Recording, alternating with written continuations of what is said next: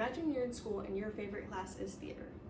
It's the only time where you get to express yourself and have others support your expression. Now imagine your school's budget has been cut and they decide to remove theater along with other arts classes. That means no more music classes, no more theater, and no more art. It's all just been ripped away. This is something that has been happening more and more all over America. They cut these programs that they have deemed unnecessary, despite the large impact they have on children. Today, I will be speaking to you about the following questions on the topic. Do music and arts have a place in schools? How much funding is being cut from the arts? And how will this lack of arts affect students? By the end of this speech, I hope you will learn the importance of music and arts and take action to prevent further cuts to the arts funding. Do music and arts have a place within schools? You may be thinking that teaching music and arts takes too much time and that it's a waste of time and children don't need it. But that isn't true. Music and arts are necessary for the healthy development of children. Even if schools don't have these classes, they can be integrated into STEM classes with ease. After some training, it may take a little bit of time to start, but after learning this teaching style, it can be used in the classroom easily. Next, you may be thinking, I'm just not creative, and so music and arts isn't for you. But creativity is innate in everyone.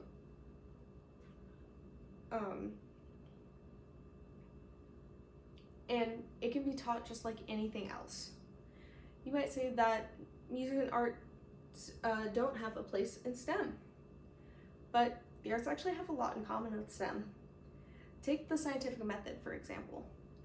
The process of exploring a problem and forming and testing a hypothesis is very similar to the creative process by having an idea and finding a way to express that. And then, like in the scientific method, we'll adjust things to find a solution, like adding in harmonies to a composition. It also helps children develop much needed skills in life, such as critical thinking, social and emotional skills, and enhanced memories. Now that you know a little bit about music and arts and how it fits into the overall curriculum, let's talk about the cost.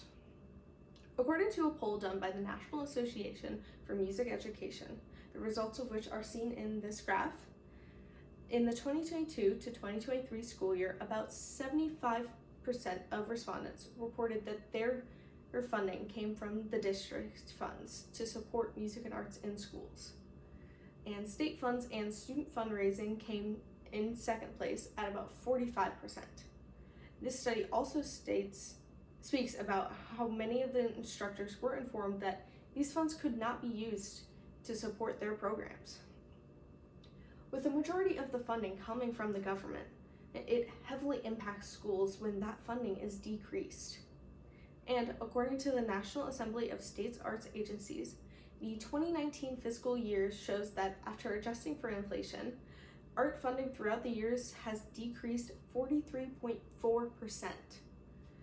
Not to mention the huge budget cut that was just made last month by Florida Governor Ron DeSantis, which cut around $32 million in arts and culture funding all over Florida.